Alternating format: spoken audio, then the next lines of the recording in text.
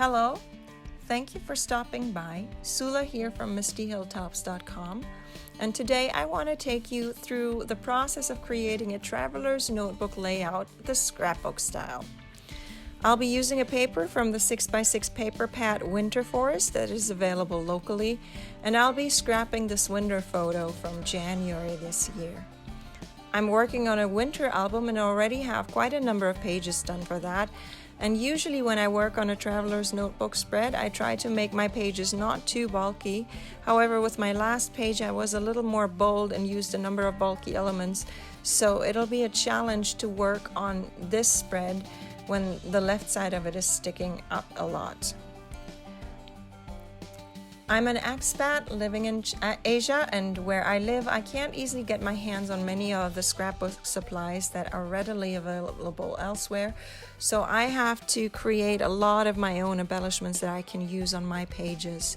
You'll see me use a number of die cuts, stamps, and some of my own printed elements. So here you see I have already cut some squares from plain cardstock as well as my pattern paper. And I've put them in different sizes to fit my traveler's notebook layout. So I'm using the classic notebook size, which is 8 1/4 by 8 1/2. So the little squares are 1 3/4, 2 inches, and 2 1/4 inch big. I have distressed the edges using a simple card like a gift card that I just run along the edge, and now I'm sticking the layers together. I'm making sure they're not exactly straight. That's not the look I'm going for here. So you see me sticking things down, putting the layers together, and notice how like the fern that I put there and I already glued on, I only glued a little bit of the fern because I wanted to tuck it half underneath, but I still wanted parts of it to stick out. And I'm also planning on not sticking all the branches from the fern down to the paper, because I like when there's dimension and there's some texture on the paper on the page.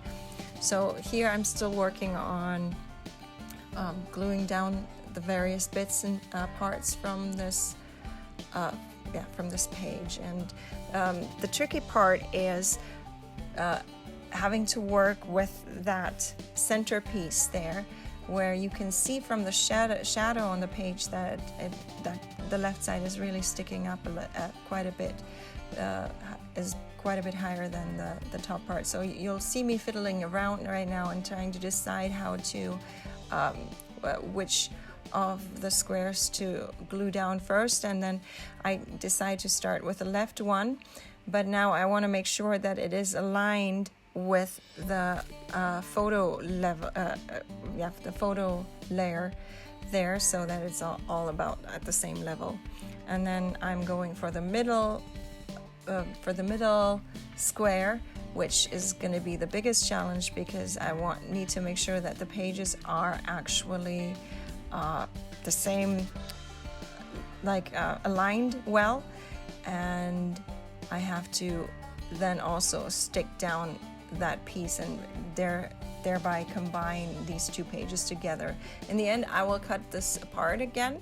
I like to make create spreads where it goes across both of the pages, and then you can see where, and then I just cut it apart afterward, usually at the end. So, however, for this I have to also pay attention. You see me there, I'm gluing down this snowflake, but I will have to pay attention that I make sure that the glue goes all the way and to the tips of the snowflake of that part that will be on the other side, on the other page. You see it's going mostly on one page, but then part of it will reach over to the other page. So I'm really making sure that those parts, I do like when things stick up a bit, but where it gets to the line, where I have to see where the line will be for the cutting a part of it, there I will have to make sure those parts are really glued well to the page, so that the parts of the snowflake won't come off and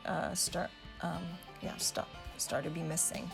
Now I have created a title using the Scripty Alpha stamp, and so I love this stamp set. It creates beautiful scripty words, and so I decided to stick it down under the picture. And then I will also have I have a bunch of word strips that I create in my just my computer program, my word processing software. I just write a bunch of words and created lots of little word strips that I then printed out on cardstock and then cut out, and now they're ready to use. I made a lot of them, so I'm trying to use a lot of them on my pages. Here I'm still resizing some of them because they're a little wider. So this is an easy way for me to get great word art that I would otherwise not have for my scrapbook pages. So I want this word strip to go across the two squares there, and usually I try to work in groups of 3, like a triangle, the visual triangle that we speak about. But I don't think this page really is set up for that. Usually I try to pay attention to these kinds of things, but so now I'm deciding where I should put these word strips. And again, here I'm breaking the rules of the rule of this triangular setup, because I'm trying to see where else it could fit, but I think it still looks well under that part of the title there. Maybe creating one cluster there. So I'm using glue. Like when I started scrapbooking years ago, I started using double-sided tape a lot, but I noticed that the double-sided tape that I get here is just really bad quality and I can't really make it work. And so after a couple of years, either the tape will show through the pages or the tape will just not stick anymore. So I've started to go with this liquid glue that I found that makes me really happy. It sticks well. It gives me just a few seconds so I can readjust things if I need to, but it dries quickly so that things don't slide around the page forever.